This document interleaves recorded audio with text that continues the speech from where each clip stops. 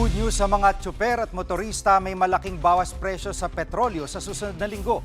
Live mula sa TV5 Media Center din, nangunguna sa balita si Gerard de la Peña. Gerard, magkano ang rollback?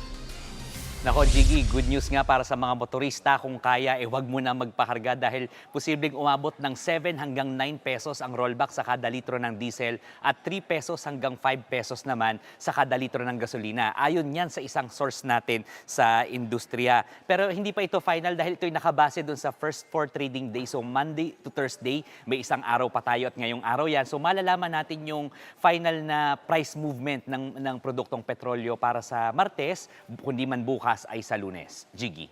At yung inaasahang pagbaba ng presyo ng langis dahil dito sa kasunduan ng Amerika at Iran ay ito ba yung dahilan kung bakit nga maganda yung balitang inihatid mo, Gerard? Tama, Jiggy. Yan nga ay reaction ng market doon sa pagpirma ng kasunduan ng US at Iran. So kung matatandaan nga natin, ay pumirma na nga ng kasunduan si US President Donald Trump dyan sa Versailles sa France, habang ang Iranian President naman ay pumirma digitally. So itong araw pinirmahan nila ay isang Memorandum of Agreement para nga doon sa pagpapalawig ng ceasefire at para magkaroon pa sila ng pag-uusap para mapanatili natin yung kapayapaan dyan sa Middle East. So ito ay MOU pa lamang at pwede pa raw magbago yan. Sabi ni US President Donald Trump, baka raw kung hindi niya magustuhan yung tatakbuhin ng mga usapan, baka nga raw matuloy ulit yung giyera dyan sa Middle East. So nakabantay ang mga otoridad para sa dyan sa mga kaganapan dyan sa Middle East. Pakinggan natin ang kanilang mga pahayag. So tuloy pa rin ho ang ating pagbantay kung lalala ito.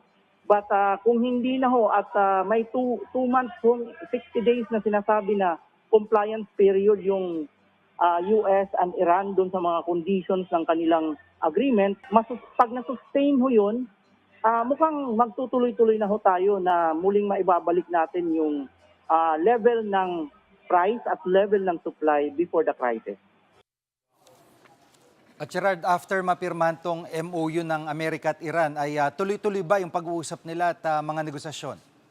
Nako, ito na nga, Jiggy, base sa mga impormasyon na kuha natin, hindi natuloy yung una sanang pag-uusap ng US at Iran dyan sa Switzerland pagkatapos ng pagpirma nila ng agreement. Kasi ang sabi sa mga balita ay hindi raw natuloy itong flight ni US Vice President J.D. Vance. Siya yung kakatawan para kay US President Donald Trump dyan sa Switzerland. At hindi pa tiyak kung kailan magpapatuloy itong pag-uusap ng dalawa. So, kasunod nga niyan, medyo sumipa pataas ang presyo ng langis sa world market. So, yung tinitingnan nating mga benchmark, yung WTI crude umabot ng $76 per barrel, habang yung Brent crude ay umabot naman ng $79 per barrel. Medyo mataas yan kumpara doon sa mga levels na nakita natin kahapon. Yan muna ang latest. Balik sa'yo, Jiggy. Yan ang ulat ni Gerard de la Peña live mula sa TV5 Media Center. Mga kapatid, Jiggy Manikad po. Pagdating sa mahalagang balita sa loob at labas ng bansa, dapat una sa lahat, mag-follow at mag-subscribe na sa social media pages ng News 5.